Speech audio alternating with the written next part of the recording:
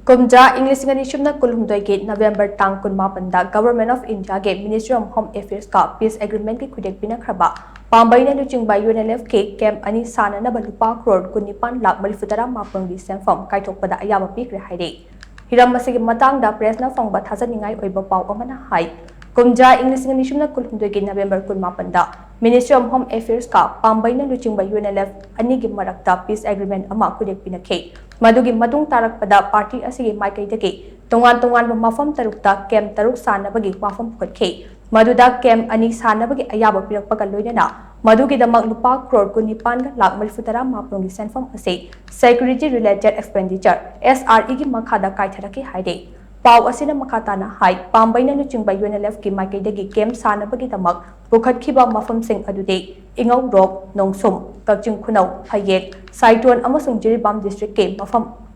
amadani haide hairiba kem sing ase kem amamamda kadar chahum dage chamri fauba leibe yanaba sagadabane masigi manungda Ministry of Home Affairs na ingau rok amasung kakjing khunau da SRE gi makhada peace camp haina mingthonba designated camp ani sabada ayaba piraki haide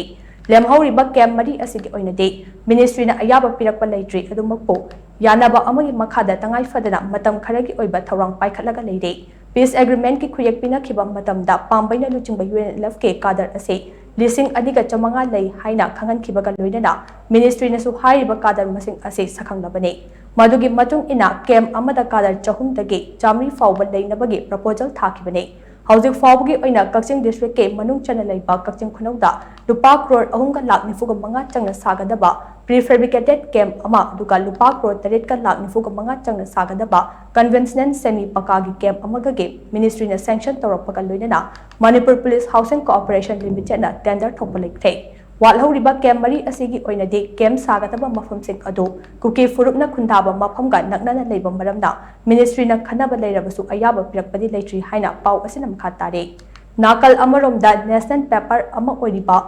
da Hindu pauche da hiram asiga mari leinana pau ama handak ta fonglakhe hairiba pau ado Imphal da base toba media khara desu am phongkhe pau aduda Kakching Khunau camp ta prefabricated camp ama sanaba Lupa Crore ahunga Lakh nifuga manga amade mafam asimaktada semi pakagi camp amaga sanaba Lupa Crore taret ka Lakh nifuga manga puna Lupa Crore taraga mathoi rongi shenpham ga mari leinaba tender Manipur Police Housing Cooperation Limited na kaukre haina pale da Hindu da fonglak pau adu aseng batata yaudana amade machet makai oiba moongda fongkhibana yamda chamam na hale haire masige iroinana da Hindu da fonglak pau adu da surrender group haina paliba wafam adusu yumfam yaudabane maramde nakal anigi marakta khutyek pinakhiba ado mutual agreement makhal amane masida surrender haiba wahai ama yaurakpa ase chunaba watle maramde khutyek pinakhiba peace agreement ado akaknaba matamgi manungda loishingadaba nate masidi political gi oiba waroshin ama lakre fauba makha tana chanagadabani haina pau asina makha tare New Delhi da khutyek pinakhiba peace agreement aduda maru oina paliba wafam singde senkhai thungkhai tawdaba khulai puraga chatpa yadaba puba tarabasu mangjaunana mari leinaba authority da pau piba amade ground rules thugaidaba haibana chingba sing aside wafam sing asing ngangna chatliba makhai lalholup asigi kadar amata phapun ba yade peace agreement asida paliba wafam sing asing ngangna chatlibra haiba yengsinaba peace monitoring committee koba chief secretary na Luchingba committee ama semduda yamdrabada tha amada amukte bifam pangthoi committee asida commissioner home GGP ADGP Deputy Director IB